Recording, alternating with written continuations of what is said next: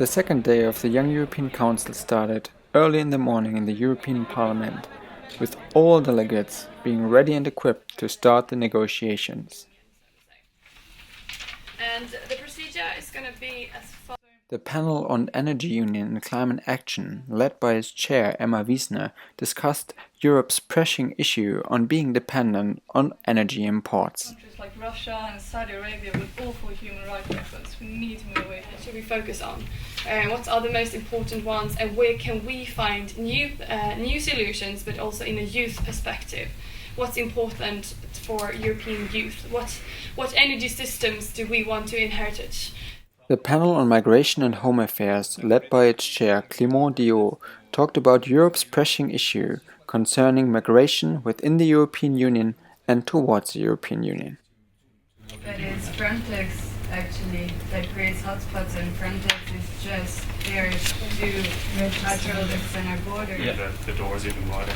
So that's why I'd look to have other countries outside of Europe that are closer to areas for the first time to actually do this, the likes of Egypt. Also, the Education to Employment panel worked all day to find solutions and was disturbed by rude journalism calling for more attention. Can you put the phone away there for a second? Maybe that would be great. Thank you.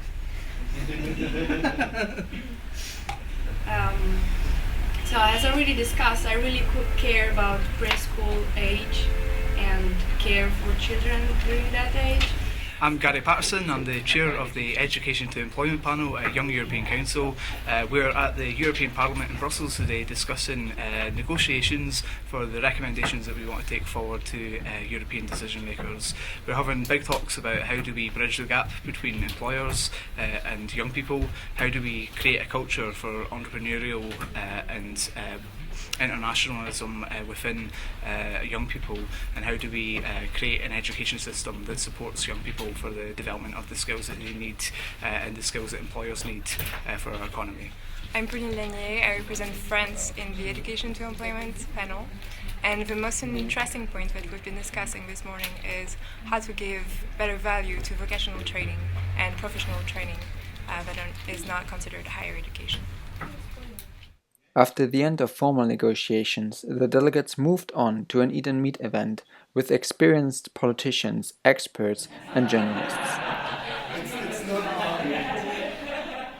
thank you very much for coming. We hope you enjoy.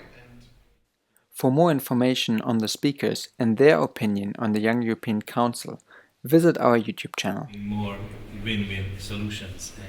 Do you think political journalism always has to be serious? No, I hate serious journalism. Okay, you've got to tell the truth. You've got to get a point across. But we need to live. We need to have fun. Yeah, because your articles are often satirical and... Exactly. Think about the Paris attacks. That is just an absolute tragedy. We can't let ourselves live a life that is dominated by tragedy and negativity.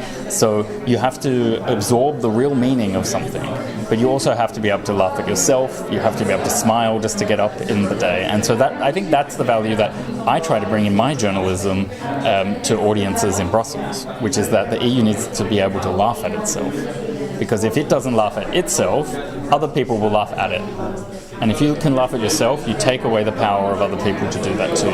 And that makes you stronger as a person, it makes an institution stronger as an institution, and so that's the message I try and bring to any new journalist.